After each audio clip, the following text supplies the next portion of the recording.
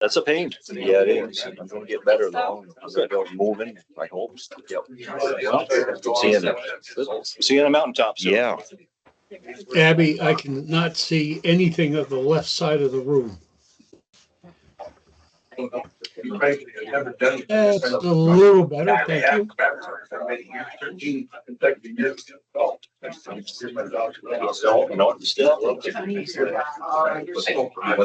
Abigail, we all set? Okay.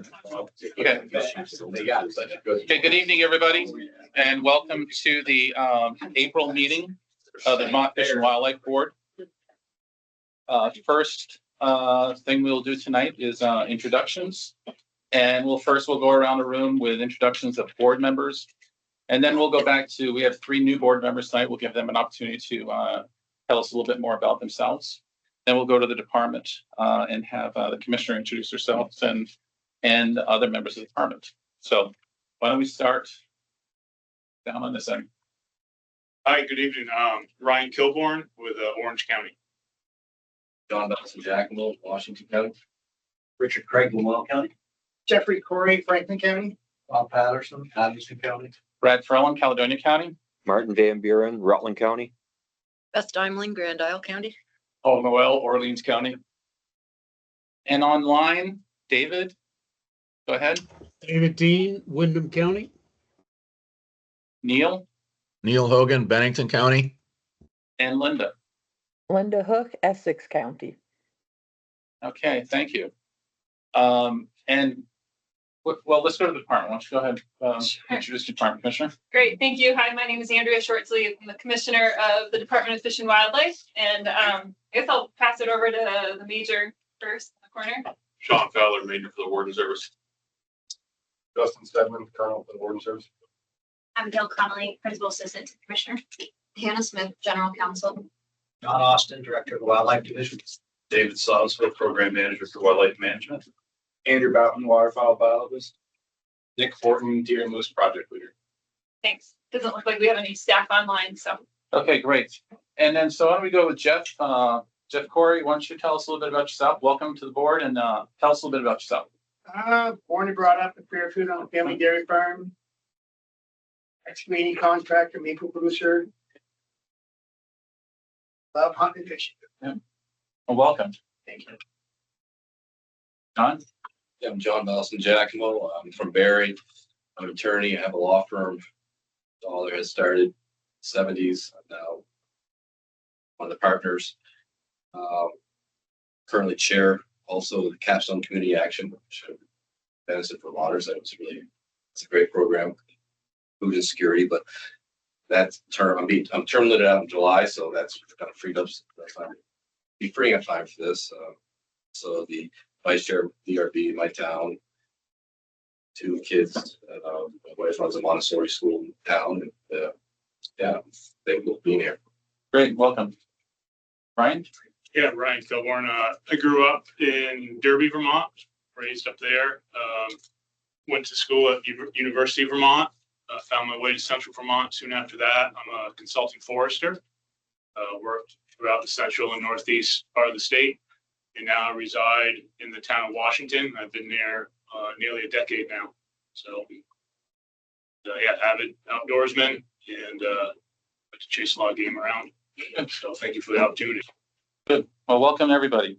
I think you'll find this a very rewarding board to be on. One that you can learn a lot about wildlife, a lot about the responsibilities of the department and what their challenges are and what they do, and we can all play a role in helping their success. So, okay, first item is the approval of the agenda. We have one addition to the agenda that I'm aware of. We're going to have a petition tonight from Mr. Saldi, who is here to present a petition that will expand the muzzleloader season by a week, I believe. So that will be the first item after public comments.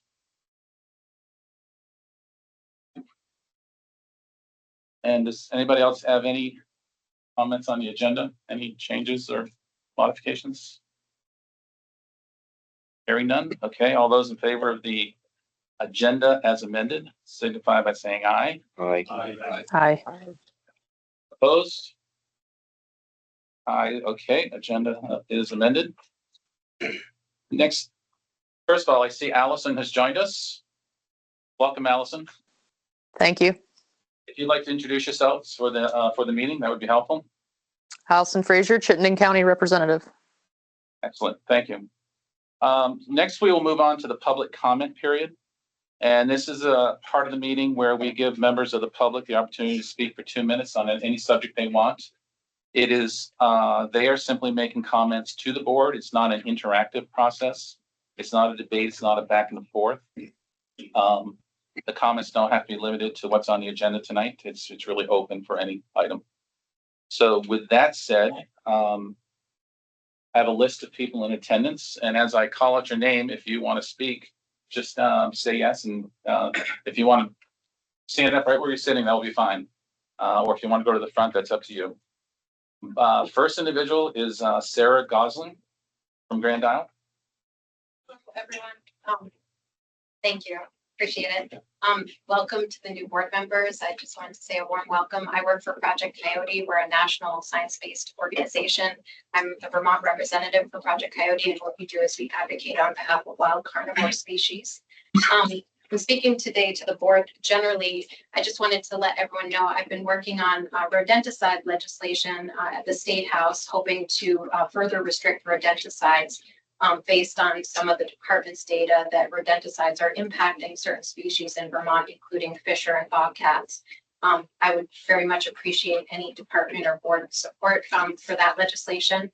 But I wanted to bring up an issue that it's revealed, which is the issue with non-lethal versus lethal research methods. And I think rodenticides points to the fact that the department's use of trapping as the primary research method right now for wild carnivore species points towards a lack of information that research method gives us, which is that we can't actually see the lifespan of species when we use trapped animals to study. And so I think rodenticides point to something that Project Coyote is encouraging, which is that wildlife departments move towards additional non-lethal research methods, which might include increased trail cam use, use of scat, use of fur collection, as other methods of studying some of these species. So it's just something I would encourage the department and the board to move towards over time. I realize this isn't going to be an overnight switch, but something that in the future we could look towards as maybe a better way to understand some of the, especially issues with chemicals in the environment and how they impact species.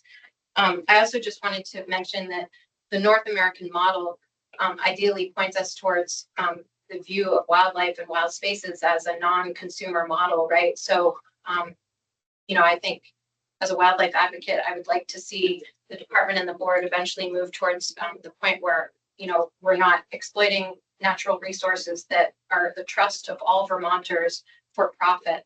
And I know some of that discussion is coming up around fish right now at the department. So I just want to mention that I think that discussion should be extended eventually to fur bearer species and wild carnivores.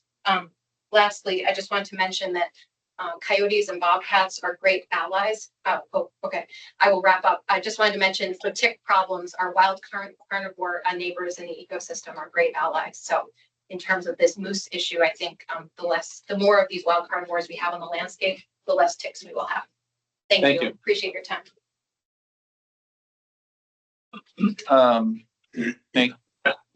Next, I think, and I apologize if I pronounce anybody's name incorrectly. Chris Pritchard from Pollitt. Yeah, hi, Chris Pritchard. I'm a representative for Rutland Bennington, so I represent the towns of Rupert, Pollitt, Wells, Timoth, Middletown Springs. And I'm trying to attend these, and fish and wildlife is an important issue to me. I serve on the Environment Committee, so I deal with fish and wildlife issues. And thanks for all the stuff, all the hard work you do. Thank you. Thank you for joining us. Next, Bob Galvin. Hello, everybody. My name is Bob Galvin. I live in Bolton, Vermont. I have a master's degree in biology and have done wildlife research. Did it for about 8 years. I'm on the Conservation Commission in Bolton, and I'm just very interested in wildlife issues. Wanted to first welcome the new board members, appreciate your service and your willingness to engage on these issues. Also want to thank Representative Pritchard for also, again, engaging on these issues that are of great importance to a lot of Vermonters. One thing that I wanted to bring to the board's attention is a bill numbered H473, currently being talked about in the House of Representatives. It's a bill to consider and fund a study regarding the reintroduction of catamounts or cougars on the Vermont landscape. I think it's particularly relevant to this group and to the department because we have been hearing that there are not sufficient levers to pull on the deer population in a lot of areas throughout the state to get them to a body condition and age class that the department is looking towards. So I think that engagement on that bill could be a great way to address that issue. Another thing that I wanted to raise was a comment at the end of last year by the former commissioner. And that comment was a willingness to engage the board and the department on the topic of the North American model of wildlife conservation. I think that, again, with the fish discussions that are being had and with some of the other species that are hunted, fished, and trapped in Vermont, this conversation is very timely. And with the new board coming in, I think it would be a good time to have this discussion. In particular, tenet number 2 of the North American model, which the Association of Fish and Wildlife Agencies officially endorsed back in 2002, says that commerce in dead wildlife is to be eliminated. Yeah, thank you. And then finally, just wanted to shout out Jens Hilke at the Fish and Wildlife Department. I recently attended an environmental leadership training that the department put on, and it was awesome. So thank you very much for your time. Thank you, Bob. Next on the list is Ann Jameson, I believe. Good evening, Commissioner and board members, and welcome to new board members. My name is Ann Jameson. I live in Marshfield. And as the Wildlife Advocacy Coordinator for Green Mountain Animal Defenders, I speak here for my members and supporters in protest of Governor Scott's continued practice filling board members with only those who hunt and fish, excluding other members of the public, including myself, who have a right to participate in decisions made about our wildlife. Article 7 of our Constitution states that the government and its agencies must establish policies that serve all the people, not just a subset. The Fish and Wildlife Board is responsible for the policies over those public resources, such as wildlife, that must serve the entire public. Yet, these policies are being established with only a part of the larger public represented on that. Wild animals of Vermont are part of our ecosystem and its balance. While that wildlife is not specifically owned by any individual person, it is still constitutionally considered a resource for all people. Only a small number of Vermonters who hunt and fish, but under the leadership of the board and its policies, those who do so have been able, over and above acceptable use of food, to profit by the killing and selling parts of that resource, such as pelts and other body parts. The continuance of policy making which favors only hunters and anglers stems largely from the lack of the public's voice at the table. Board membership needs to be diversified to more equitably represent all Vermonters. Thank you. Thank you, Ann. Next on the list, I have Rob Coronado. Stand up here, you all don't mind. Rod Coronado from the town of Orange. Welcome to the new board members. And I live and work at Sage Mountain Botanical Sanctuary, the bottom of Butterfield Mountain. It's good moose habitat. And that's what I'd like to talk about tonight is comments, some food for thought before you make the final vote on the moose recommendations, and also comment on the special establishment of the hunt. First, the recommendation is for harvesting approximately 45 adult cow moose, 11% of the cow population. So my overall question is what the rationale is for offering so many either sex permits, 72 currently, if the objective is to harvest only cow moose. And that's part of the special opportunity season. Two issue I have is that I hate to be a stick in the mud. I don't like to deny children an opportunity to hunt, but again, by making the rules so that they can hunt during the rut, it's encouraging the taking of bulls, not cow moose. The auction hunters also last year chose to hunt during the archery season during the rut so they could take bulls as well. I would just like to know what that rationale is. Last year, 28 bulls were harvested. I'm not opposed to moose hunting. I applied for a permit last year. I'd like to take a cow moose. I see it as a great way to get subsistence food from the land. And I know a lot of other hunters are like me who'd be happy to take a cow moose. But I am concerned with how it looks to the public because so many bulls are being taken when it should be cows.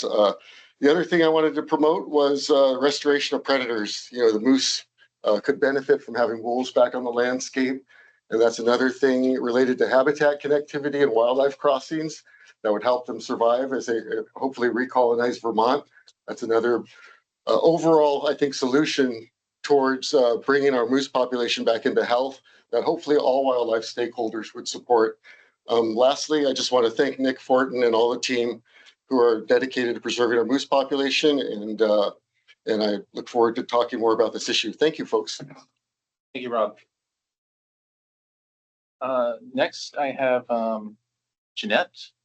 Hi. Yep. Hi, everybody. I'm Jeanette Ryan. I'm from Williston, Vermont, and family's had a real estate business there for probably 50 years. So this is from my own experience about trapping. I had 7 Norwegian elk hounds, and I had 2 acres of fenced-in yard, and I had a gate with a lock on it, and so anyone entering that wasn't supposed to be there I gave them permission with a lock and the number. So the 7 Norwegian elk hounds, and they weren't running deer. Even though that's a little bit what you might think they would do, they were pets. And anyway, so the mother, I call her the mother, Elka, and White Paw was the puppy. The meter reader came in one day and left the gate open and they escaped.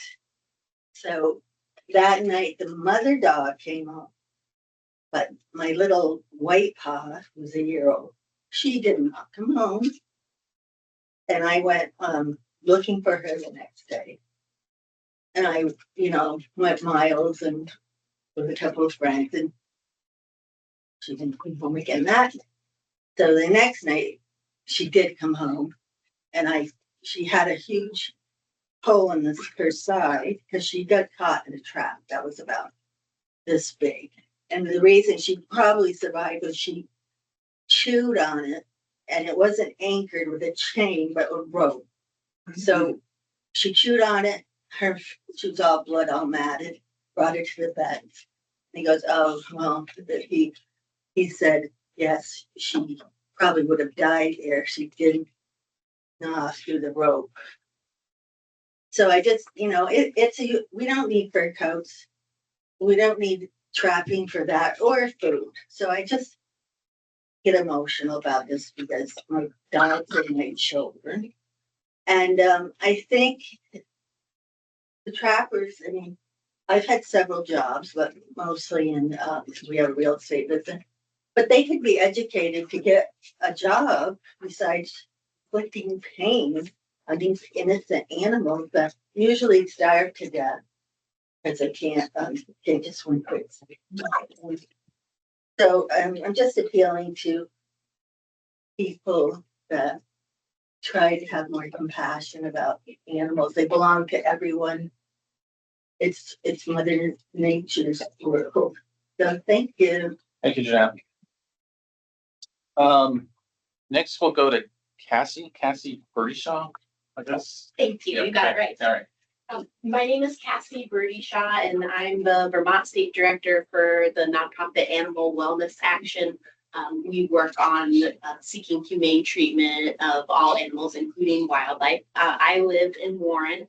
I'm here on behalf of myself, but also our members throughout the state.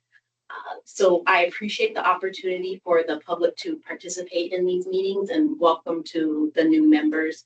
It's my hope that in the future, the board can include a broader variety of voices and interests, as you've heard from other commenters, so that more people who are interested in wildlife issues can more directly and meaningfully participate in the decision-making process of the board and the department. As you've heard about the Constitution, but also, as I'm sure you in this room know, the department's mission is the conservation of fish, wildlife, and plants and their habitats for the people of Vermont.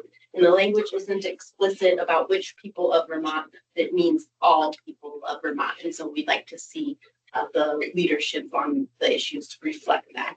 So thank you for the opportunity to comment. Thank you. Next I have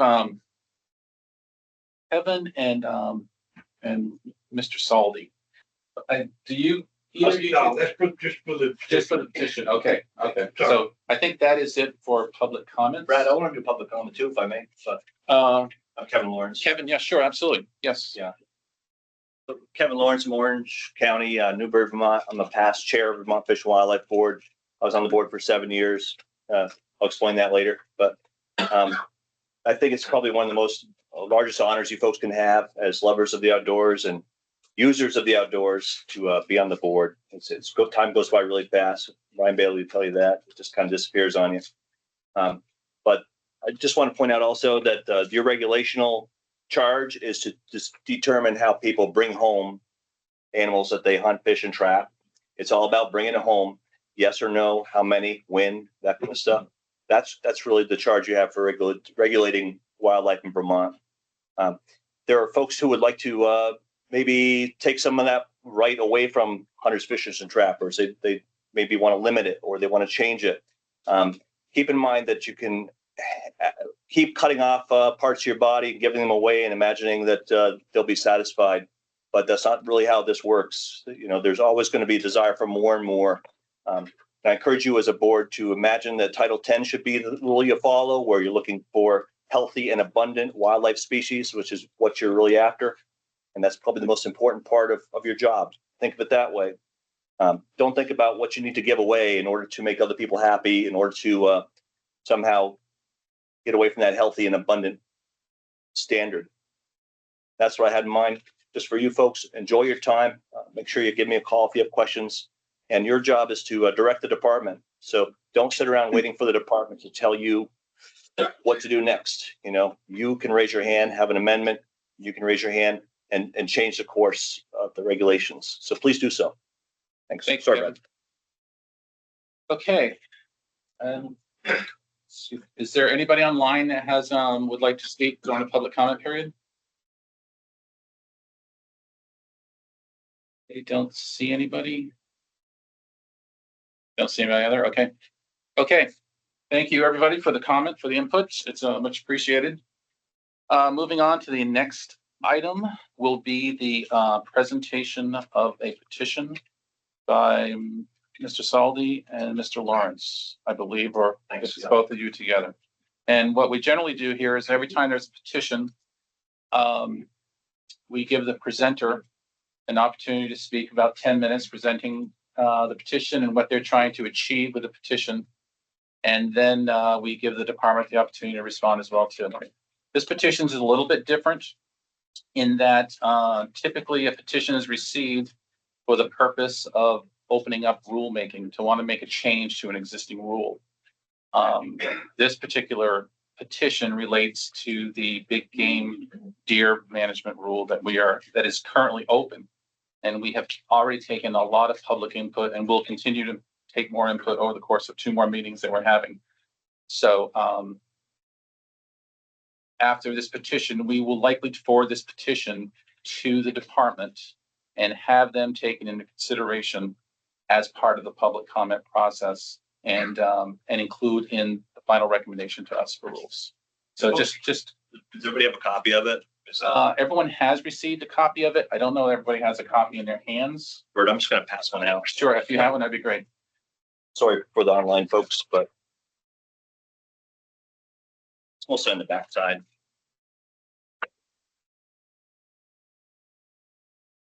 Sweet.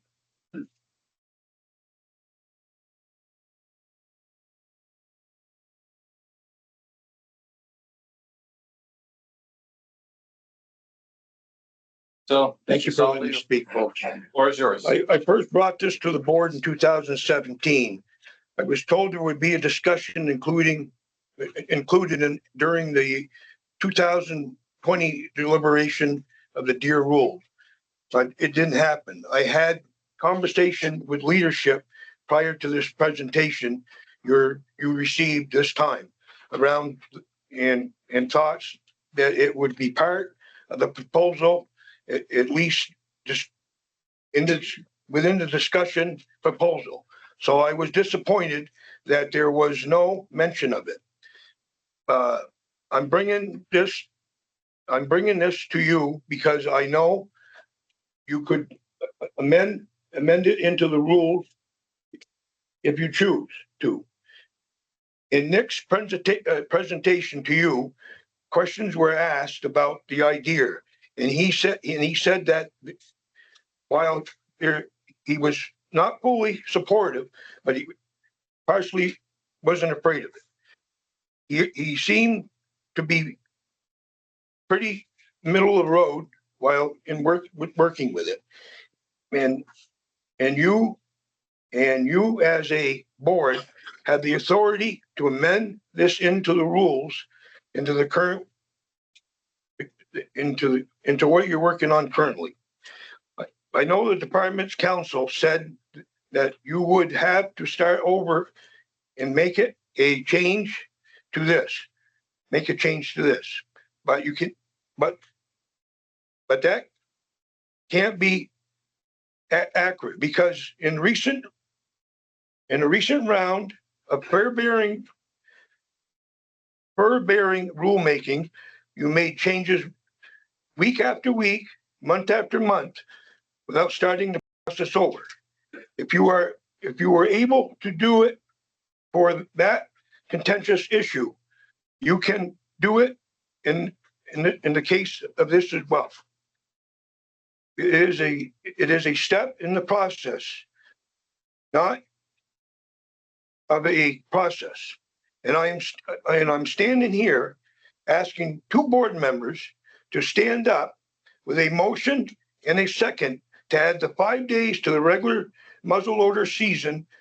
5 days I'm asking for starts the day after regular rifle season ends. As Nick stated, it would be in his, as Nick stated, this would be in his preference. While I understand that this does not mean that you'll adopt this idea, I've been waiting since 2017, and at least hear an honest. I have been waiting since 2017 to hear an honest discussion about this, and I trust that you will at least give myself and the rest of the people on the petition the courtesy of doing it. You clearly have the authority to make changes in this rule, and you do several you did several times as you created the fur-bearing rule. I know Nick is projecting another $250 to be taken if this is implemented, but I think it is very simplistic number that fails to account for people being less enthusiastic when they have more time. Many people lose their sense of urgency when they are not under pressure. please do us a favor and give us, please, excuse me, please, please do us a favor and give this idea an honest discussion. Been waiting a long time, folks. Okay. Thank you for And that that. was presented right here back in 2017. And it didn't get looked at in 2020. How many signatures did you have, Bert? I have all the signatures are already here. Over 350 of them, folks. And now you don't need any. Okay. So I'll let Kevin take it from there. Does anybody have any questions for Mr. Saldi before he steps away on what he's trying to achieve? Yeah. I do. I have a couple. So why do you want to extend the muzzle loaders? I just feel that we haven't had any change. We've had one change since it started. When it started, we had 5 days, and then it went to 9 days. I feel, and like a lot of people behind this, that we're asking for 5 more days, a total of 14, to start in the beginning of the season. Start the day after rifle ends. And More time in the field. since I am not a hunter, so could you tell me what it is about muzzleloader that's unique, that is different from rifle season or archery season? That time of year, we have more snow. I just think it gives people more opportunity to get out there. It's a different type of firearm as well too. I mean, I don't know where you're trying to go with this. But Okay. just, is it more? Muzzleloader right now is not, the late season is 9 days. I'm asking for 5, makes a total of 14. To start the day after rifle ends, following Monday. This is all in the environment where the Fish and Wildlife Board has been expanding opportunity for people all over the place. Now you can go bass fishing in December if you want to, or heard such a thing, but that's a regulatory change that came through the board. The archery season just gets longer and longer, and they're probably our biggest allies in the sense that they shoot a lot of does. So, they're helping us out there. This is just one more opportunity also during a season when we shoot does to extend this season in places, especially where we need the extra take. So are you just asking for antlerless deer in muzzleloader season? I have to leave that up to the department. I didn't put any, I didn't put buck or doe in there. I just let the department figure it out. The hunting culture is a real traveling culture now. We get people from all With over the board. all over New England, Right. all over from New York come over. This would bring even more people to the state to buy licenses to say, oh, I can And then get the that. second thing is you have a lot of folks in camp the last day, all right, rifle season, and in places, it'll keep people there. All right, when I go to Maine, been doing it for 16 years. I bring my muzzleloader and my rifle. If I don't kill a buck during the last week and a half, I've stayed for muzzleloader. All right, so I think it's all around. It'd be great for not just for the sportsmen, for the stores and the economy. And I don't believe those 5 days are going to do that much damage to the herd. That's all I got, unless anybody's got more questions. No, I think, no, unless, does anybody else have any questions? No?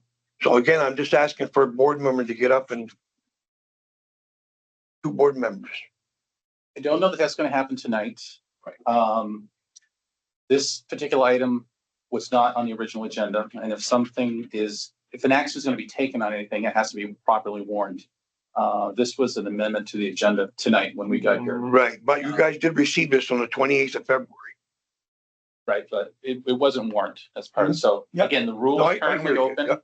And we're currently, the department is looking at a lot of options that they've thrown us, and they will throw this into the mix, and they will look at this in conjunction with all the other tools that they're presenting us with to meet our objectives in managing the deer herd. So I think as of now, I think your presentation has been what you can do tonight, and listening and answering our questions has been very helpful. All right, thank you. Appreciate it. Thanks. Yep, thank you. And so now, department, you will take this and incorporate it in any other comments that you've received along the way, and then give us a final recommendation for rule changes after the public hearings are done. We will indeed. I've had extensive conversations with Mr. Salvi about his petition. David and the big game team have discussed it We will take it into further consideration. We deliberate, and come back to the board with recommendations based on all of the public input that received. Yeah. So the outcome will be the same regardless of whether there was a vote. Anybody have any comments for the department that you'd like them to hear on this particular petition before they walk away with it? I say the outcome being the same, I mean, we'll offer a recommendation to the board on how to respond to. Okay, thank you very much. Okay, next item on the agenda is the 2025 migratory game bird season final votes. And so I will turn that over to the department to for their final presentation to us. Yeah, introduce Andrew Boughton, who's our migratory game birds project leader.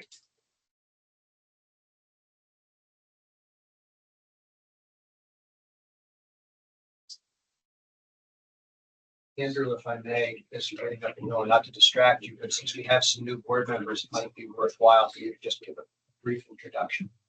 Sure. Of myself or of how the process Of works? yourself. Okay. So my name is Andrew Boughton. I'm the migratory game bird project leader. Been here for about 2 years, and before that I bounced around the country for 10 to 15 years studying waterfowl all across the country. So it's my passion. It's what I've dedicated my life to, and that's why I'm here now. So at the last meeting, there were essentially 10 recommendations. So we are here to ask for approval of 12 recommendations. I can go through them individually. There's only one change from the initial recommendations at the previous meeting, and that is a change in the Lake Champlain duck season dates. The previous recommendation was going to run from October 11th through November 23rd, I believe, and then reopen for the last 2 weeks of December. Based on public comment that we received, it was almost a consensus agreement that people enjoyed the 2024 seasons for the Lake Champlain zone and wanted it to go back to a similar setup. So I've made that recommendation to you to go revert to, not to revert, but to change the recommendation from October 11th to November 2nd, and then split and then reopen from November 22nd to December 28th. For a 60-day season. The interior zone will stay straight season. No change to the resident Canada goose season, 25 days in September.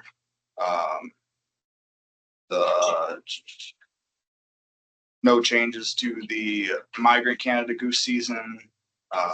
They run from October 11th to November 9th with 1 bird per day. No changes to the snow goose season, running from October 1st to December 31st, and then February 24th to March 10th. No changes to the Brant season, October 11th to November 9th. No changes to the youth waterfowl hunting days, September 27th and 28th. No changes to the falconry season. No changes to the woodcock season, September 27th to November 10th. No change to the snipe season, which would mirror the woodcock season. No changes to the recommended scaup season. It's a hybrid season. And then no changes to the late December resident Canada goose season, which would run from December 1st to January 19th. There any areas that people would like me to specifically review, or are there any questions? The recommendations, like I said, there's only one change in the recommendations. Bob? Andrew, did you say there was no recommendation change for the woodcock? Right. Okay, because there was a recommendation. There was we did receive one public comment to alter the season to start Yeah, October 1st, so then that would run 45 days and end just prior to the regular deer season. The rationale for that was because both sides of this pass from New York and New Hampshire. Yes, and to also the recommendation or that public comment specifically likes to hunt snipe that last week prior to the deer season, or sorry, woodcock prior to the deer season. And this year it's okay. It's not because it ends partway through that week. On years where the small game season opens on the 24th or the 25th, it's a much bigger issue. So I didn't address it in this year's comment or in recommendation changes for this year, but it is something I'll take into consideration in future years.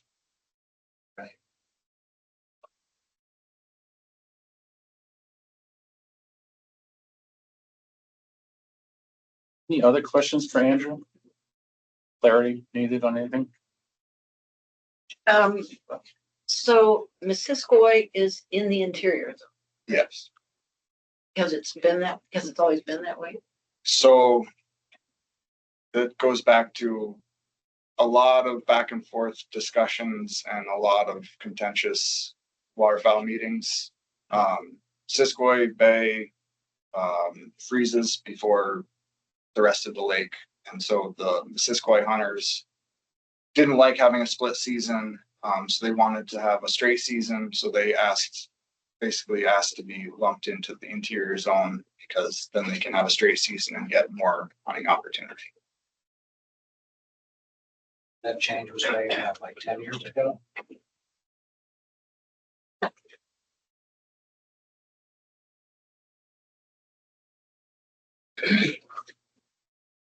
Any other comments, questions? No? Okay. If not, can I get a motion to accept the recommendations as presented, as amended and presented by Andrew tonight? I'll make a motion that we accept the recommendations from the state. I'll second it. Okay. Any other questions or comments before we vote? Seeing none. Okay, all those in favor of the recommendations as presented, signify by saying, oh, excuse me, we'll do a roll call vote. Just to be sure. Okay, so the vote is to all those that are in favor of the recommendations as presented. A yes vote will be approval and a no vote will be opposition to it. So Bob Patterson. Yes. Neil Hogan. Yes. Allison Fraser. Yes. Linda Hook. Linda's Yes. not. Linda is here. I am. Jeffrey. Yes. Corey. Beth. Yes. Emily. Richard Craig. Yes. Ryan Kilburn. Yes. Paul Noel. Yes. Marty Van Buren. Yes. John Valsil Jackson. Close. That's good. That's good. Yes. Thank you. Nicholas Burnham. Yes. David Dean. Yes. And myself, yes. Okay, that is a 14-0 approval of the recommendations. Thank you, Andrew. Thank you. Okay, next on the agenda. Chair, I'm just gonna, we never did approve the minutes from last meeting. No, we did not. Thank you. My oversight. Okay, so skipping back to item number 1 on the agenda. Approval of the meetings minutes from the February 19th meeting. So moved. I have seconds.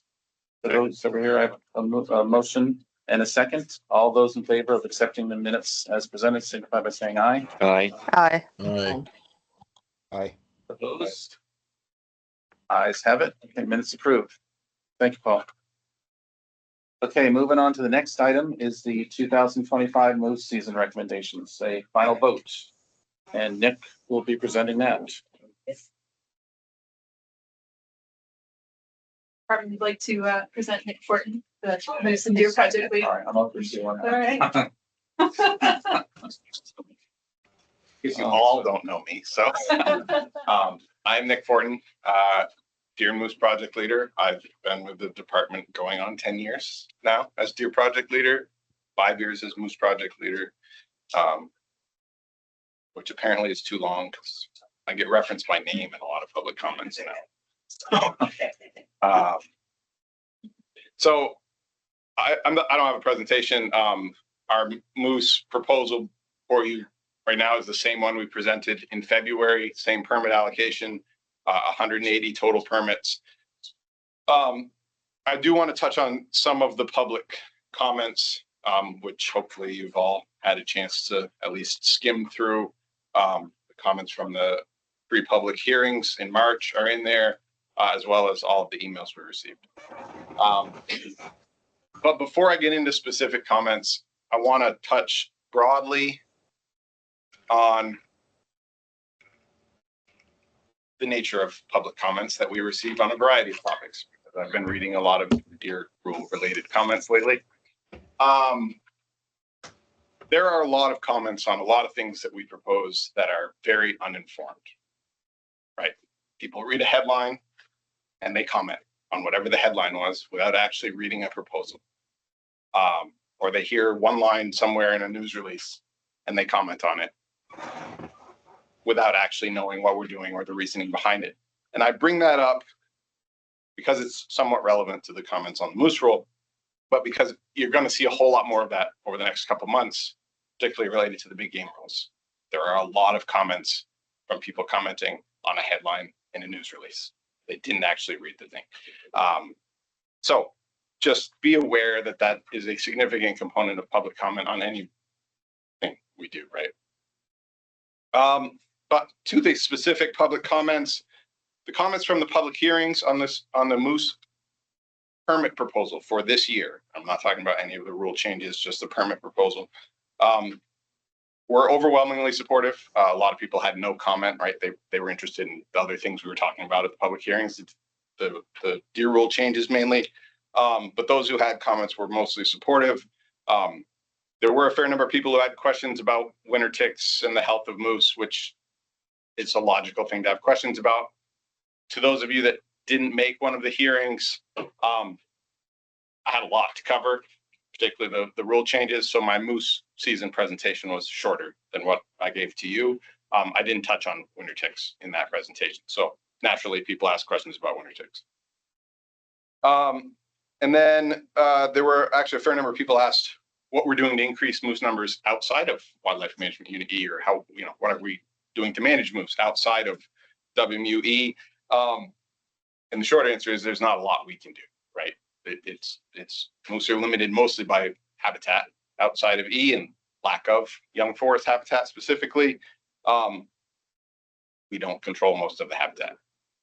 So there's not a lot we can do, unfortunately, to change moose habitat on a scale that's actually going to change moose numbers. And then lastly, because there were a lot of emails, and those of you who tried to read them probably realized pretty quick that they are almost entirely a forum email. Some people added some additional content there, but they are mostly the same. I want to touch on the points brought up in that, though, because again, some of you are new and haven't been through this process, and so maybe aren't as familiar with it. The main points raised in the emails, people do not believe that hunting moose will reduce the abundance of winter ticks on the landscape. I'm sorry they don't believe that, but the science is quite clear on that one. The abundance of winter ticks is directly related to the abundance of moose. Hunting moose will do nothing, but if we reduce the population through hunting, that will reduce the abundance of winter ticks. How low we have to go, exactly where that threshold is, there's no hard line there, right? We don't know exactly where we need to be, but we know if we have fewer moose than we have currently in E, we will have fewer winter ticks in that part of the state.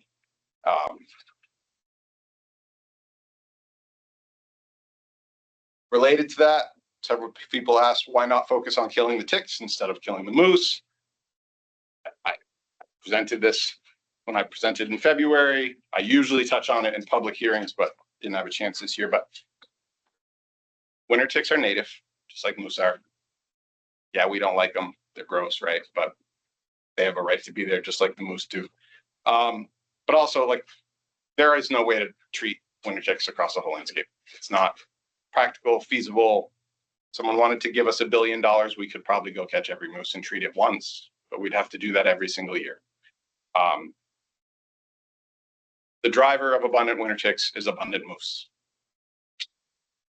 We address the problem by addressing its cause, which is abundant moose. And then lastly, the other sentence in the forum email, moose are facing numerous threats from brainworm to heat stress. I wouldn't call them threats, but challenges. Yes, I agree with that statement. Moose are facing some challenges from a lot of causes. Brainworm for sure in most of the state, right?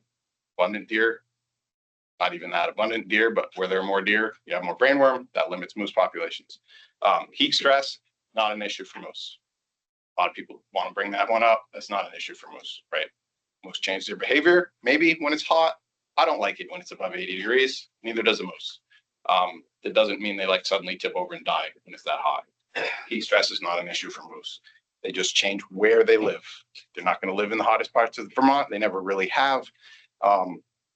It's an issue long term, but it's not like causing immediate issues.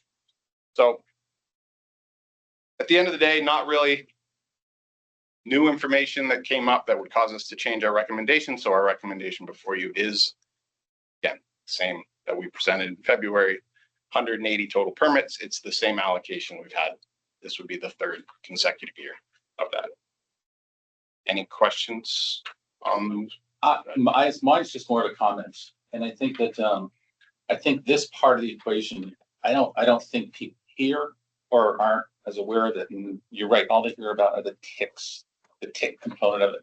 But in order to meet our long-term plan and to have one moose per square mile, even if we didn't have a tick on the landscape, we still have 1.5 or whatever it is, some plus or minus up in Wildlife Management Unit E, 1 E and E1.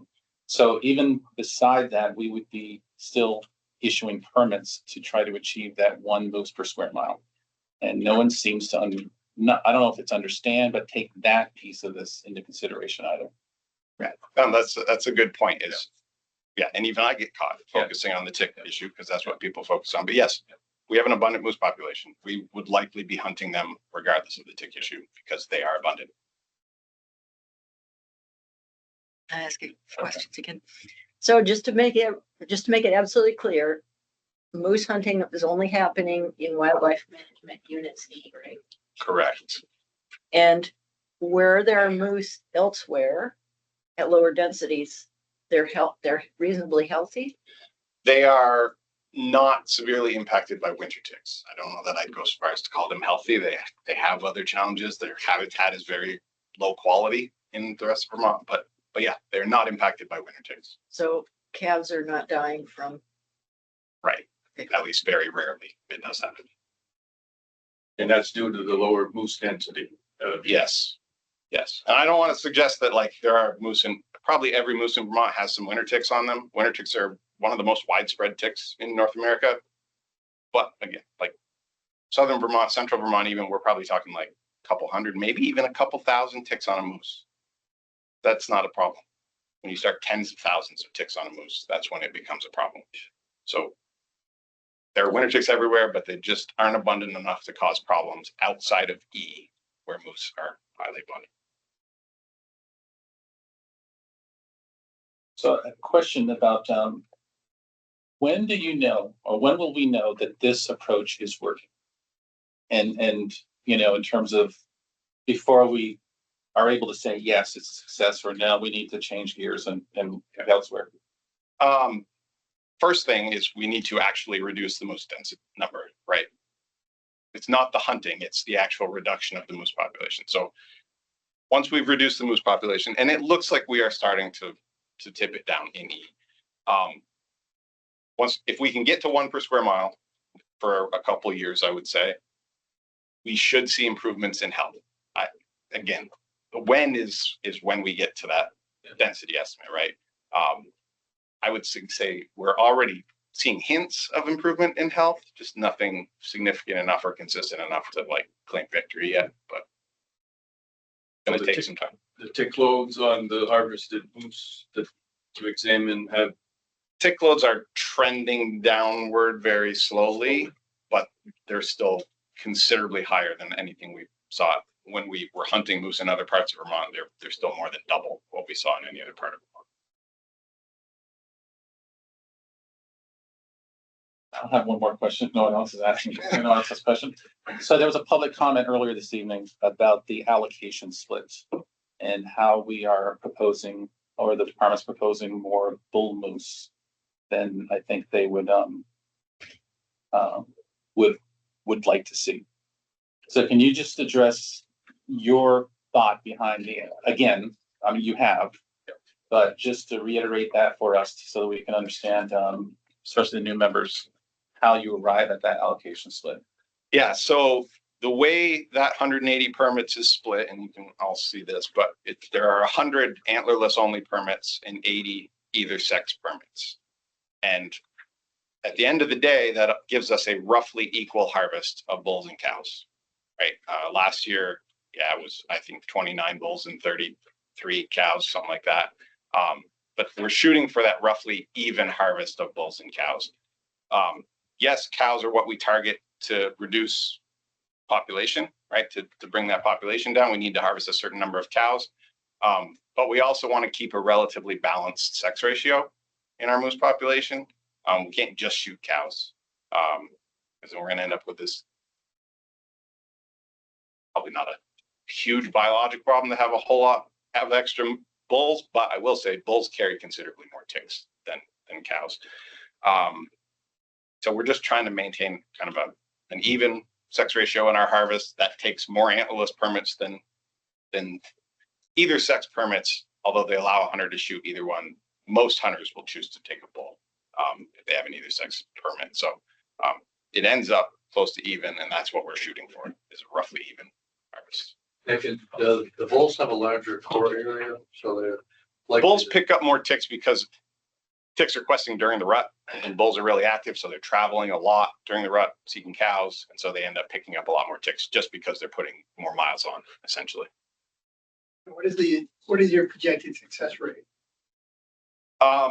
Normal, the last 2 years have been pretty heavily impacted by poor weather conditions, but normal success on an either sex permit's around 65 to 70%, pretty high success. On a antlerless permit, it's 50% would be good. So probably in the 40 some percentile now. But you know, you have in theory half as many targets when you have an antlerless permit.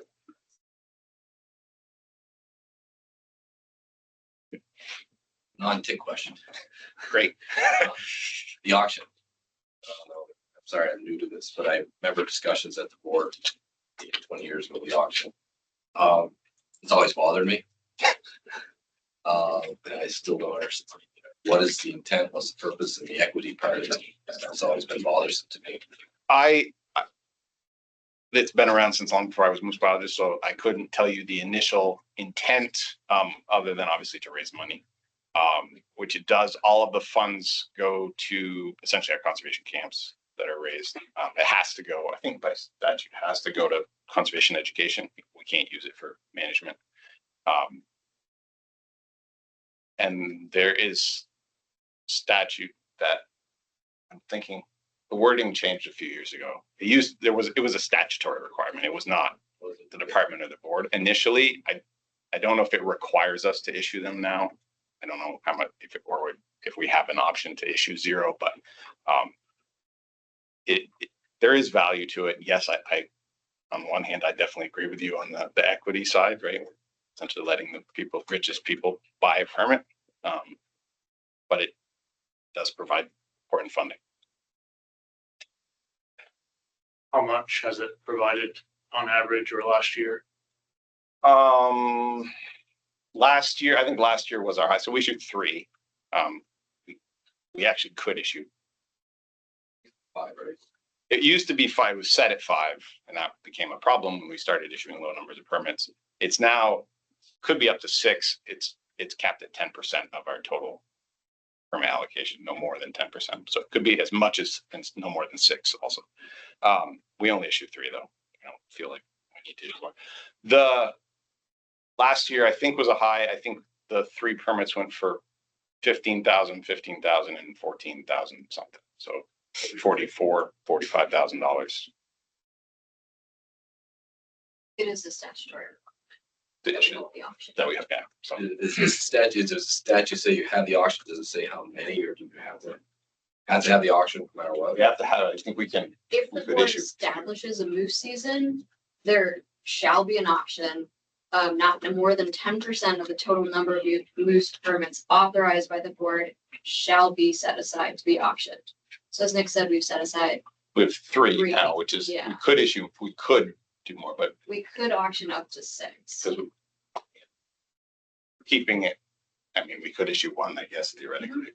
The statute has it all going to the camps. I have to find the language specifically that talks, proceeds shall be deposited in the Fish and Wildlife Fund and used for conservation education programs run by the department. The statute, I just don't. Need to speak up too much first meeting, but I just don't, have no concept of it. Yeah, and I get that. I'm sure you're not alone. I'll bring it up. I'll say it. I've. There are chances that some people know how to break that heavily in their favor by having a group of people put bids in concert with each other. I mean, could you theoretically figure out how to do that? Maybe, but we don't see evidence that happens. We've had people submit multiple bids. Yeah. And I think we've had 1 or 2 instances where, like you're saying, like, I'll put in a bid, you put in a bid, and if mine's higher, we'll just take yours, Yeah, the group, yeah. Yeah, and I think we've had 1 or 2 instances of that, but it's not that common.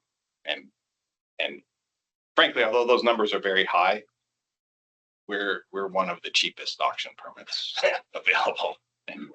How do you go about the bidding process? You bid. It's a closed sealed bid. There's a form. People can submit their bid to our licensing office, and then you've been involved in the opening of the bids. We have a group of us that open them together and Are you bidding for a lump of 3? Like, No, you're bidding. all individual No, bids? you're bidding for one single permit. So there's 3 different bids for. So it's the 3 highest bids. Oh, just the 3 highest? you're only allowed to bid once. You can, Right, but you're not bidding on 1, 2, or 3. You're bidding on. you're just submitting a bid. I want an auction permit. I will pay. It's not counterable. No, they're either sex permits. Obviously, these people are looking for both. How many of those bids do you guys normally get? Last year we had 12. Was that 4 last year? The 4? It varies. Yeah. Varies from year to year. Sometimes I think 10, 12 is probably the high end. It's maybe. Do you track out of state and state, who the winning bidders are? They are mostly out of state. I can't remember the last state. Last year, I think they all went out of state. They were all out of state. I think they were all from New Hampshire. We used to get a lot more bids, but the bids are significantly higher than they used to be. Right.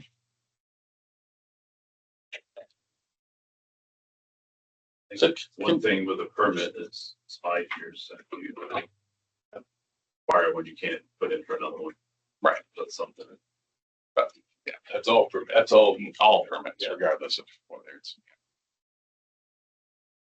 So can you just find, as you wrap up, can you, again, mostly for the new members, can you explain that what we're doing here tonight, what we're voting on here tonight is what we do on an annual basis and not part of really the rule changes that we're also working on at the same time? Thank you for that. I didn't mean to talk about that. Yes, this is an annual procedure. The setting of moose permits. We do this every single year. This is not, it's related, but it's not the same as the rule change process, which we are in the middle of and will continue through the summer. Where we're proposing to extend the length of moose season and change the special opportunity stuff. That is separate. This is setting the number of permits that we're issuing and, the type of permits and which seasons. But we do this every year. It is by procedure, so it's not like the formal rulemaking process. It takes a really long time, right? I presented this back in February. This is your one official vote tonight, one that matters. That's it. That's the whole process, right? As soon as you approve it tonight, the people will be able to start applying for permits. Probably not tomorrow, but very soon. So the actual changing of the dates only happens during the rule making process. Right. Changing season dates or implement restrictions, any of that sort of stuff happens in the rule change process. That's like the bigger framework. We have to work within that here, and we're mostly just adjusting the number of permits. We could, put a lot more permits in archery season versus rifle season, but we can shift where those permits are and how many are issued, but that's pretty much all we can do right now. We did adjust it 3 extra days, right? That's done For the for moose moose season? season, right? No, that's part of the rule change process. So That's that's a right. You're proposal, and right. that wouldn't take effect this year anyway. Right. So that doesn't affect, if it passes, that would Right. take effect next year. As well as the special opportunity hunts. Those are part of the rulemaking. Those are part of the rulemaking. Those ones Part of this, would are they? take effect this year, but that just changes when those 3 people could hunt. So little impact. So how do you come up with the information? How do you come up with the amount of archery tags you do? Like right now, it looks like it's 20. Yeah, so archery is, we've traditionally done it as keeping it roughly equal with the proportion of applications that are for archery season. So like of all the people, because you apply separately for archery and rifle, right? So if 25% of all applications are for the archery season, what I've been doing is issuing 25% of the either sex permits in the archery season. So that's, I think, about where we are right now, and that's the reason there.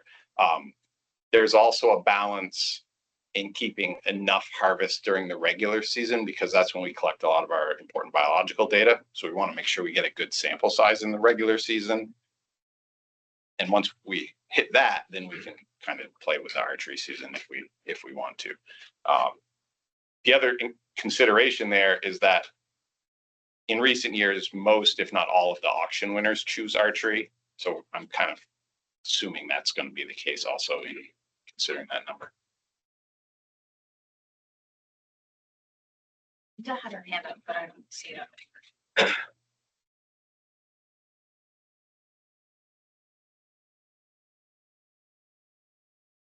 So just so I'm clear, the 3 auction tags, those aren't in addition to the other tags. Like if all 3 people that win the auction select archery season, that means only 17 archery tags? No, it would be 23 in that case. So there are 20 archery through the lottery, no matter what. And then the auction hunters have their choice of where they end up going.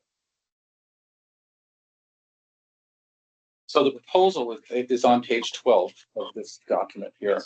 And it shows the breakout by archery, by regular season, by the auction, and the special opportunity, and for the total of 180. So any other questions for Nick?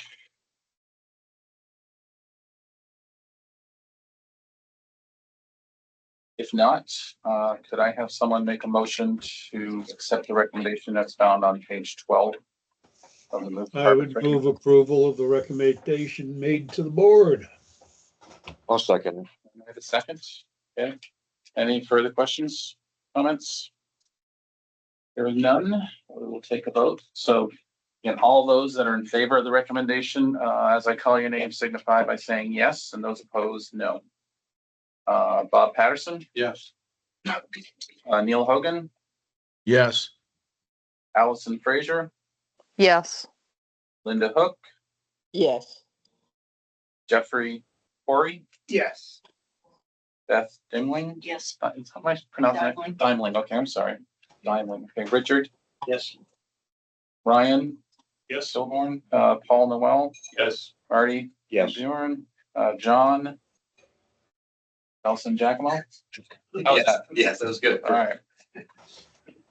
All right, see how this is gonna go. Nicholas Burnham, Yes. David Dean, Yes. and myself, yes. So the recommendation passes on a 14-0 vote. Thank you, Nick. Appreciate the presentation. Okay, that is it for the agenda tonight. Next, we'll have the commissioners update. Commissioner, right over to you. Oh, thank you. I just wanted to extend my gratitude to our new members who have volunteered to serve on the board. I know it's a big commitment and a serious commitment, so thank you. We really appreciate it. Appreciate also those of you who joined us on our training last week. I think that was really helpful, and I hopefully it helps set you up today to kind of understand what was going on. So thanks to the staff that put that on. Also want to say thank you to all of the board members for attending public meetings that we've been having. I know there's been quite a bit, at least 6 so far, and we'll be having more as the season continues into May. It's really valuable that you all are there so that you can hear directly from the public, because it's actually the public are speaking to you rather than us. So it's important that you're there. We really appreciate that. What I'd like to add to the comments she made, and again, there was a public comment tonight that recommended that we discuss the North American model. And what's not known to a lot of people is the fact that as board members, we do get a lot of training from the department. The department puts together a very good training plan for new members and really any members that want to attend for a second or third time. And a large part of that training was exposure to the North American model. And I think the department did a fantastic job. And I know that they would present it anytime we'd ask for anybody who needs clarification on it. So on behalf of the board, I'd like to thank the department for offering that training. And it takes time to put it together and to offer it, but it's well worth the time and effort for us board members to attend it. So thank you. Kudos to Chris Saunders and Allison Thomas for putting that together. Yeah. Yeah, and Hannah also instrumental in putting. Mr. Chairman, and I'm not going to take much time with this, but I had some problems with Mr. Saunders' presentation in terms of the actual effect of the North American model. He was, in fact, fairly dismissive in terms of its role in managing wildlife as a public resource. And I said at the end of the training that I disagreed, particularly with his characterization of the North American model, but I wasn't going to take time then to talk about it or address my concerns, and I'm certainly not going to do it tonight. It is not a regulatory law. It is not something that has been put into statute. It is an aspirational statement of the value to all of the citizens of the United States of wildlife and the fact that it is a public trust resource. And in terms of him being as dismissive as he was, I would put to you that most of the 10 Commandments are not laws, but in fact are aspirational statements to provide leadership in terms of moving forward toward a better society. And I'm going to stop there, but I certainly would like, if we could, to set up some time to further explore the role of the North American model, where it comes from, why it even exists in terms of the rapine actions of people against wildlife over the settlement of the North American continent. And I'll stop there. And I'm not looking to engage in debate or anything else at this time. Thank you. Okay, thank you, Dave. Well, I'm sorry that you feel that way after listening to the training. I didn't attend the training that you did, but the training that I did attend where it was presented, I thought Mr. Saunders did a very good job. And I didn't get the sense that he was dismissive, but it's all a matter of perspective. So I respect, your opinion being different than mine. So. Well, that's happened before, hasn't it? It has. If I may. So, Mr. Dean, I respect and appreciate your comments. I just want to be clear, and I would be happy to also be part of a conversation with you regarding the principles that make up the North American model and how they guide and influence the work that we do. I couldn't agree with you more. The principle of public trust is sacred, and it is the foundation for why our department exists, why this board exists, and how we manage wildlife and look out for the broader public interests that are established within that. So no disagreement there. I think there is just, the model has been around for a little while. There's a variety of tenants that are considered in slightly different ways given societal norms of today versus when the model was first envisioned. And I think it's just some of the growing pains that we all have to come to grips with in terms of how some of those principles apply today versus 30 or 40 years ago. I respect where you're coming from. I would be happy to be part of the conversation. Good. Anyone have any questions for the commissioner? While we're all here. I don't mean to be indelicate, but Commissioner, are you commissioner or acting? No, I'm still the interim commissioner. Okay, Yeah. until the Senate meets and confirms? Until a decision has been made. Okay, sorry.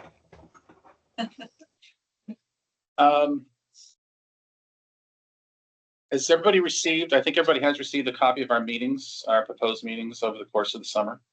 And if anybody has any topics that, you think we should discuss as a board that aren't on that list of agenda items, then don't hesitate to reach out to me and we can talk to the department and get it on the agenda.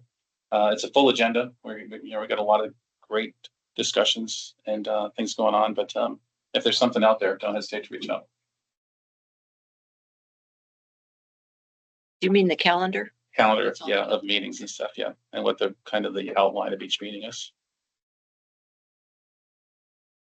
Okay, if not, nothing else. Oh, Just one short thing. I attended the water valve hearing, and there's a couple of people that were there that evening that asked me to invite other board members next year to attend that meeting. They're a very passionate group and would like to see more board members at the hearing. I'll remind you again next year. I would have been there. okay. Nothing else? All right, great. Do I have a motion to adjourn? Make a motion. To adjourn. Okay, all those in favor, signify by saying aye. Aye. Aye. All right, ayes have it. Meeting adjourned. Thank you, everybody. This is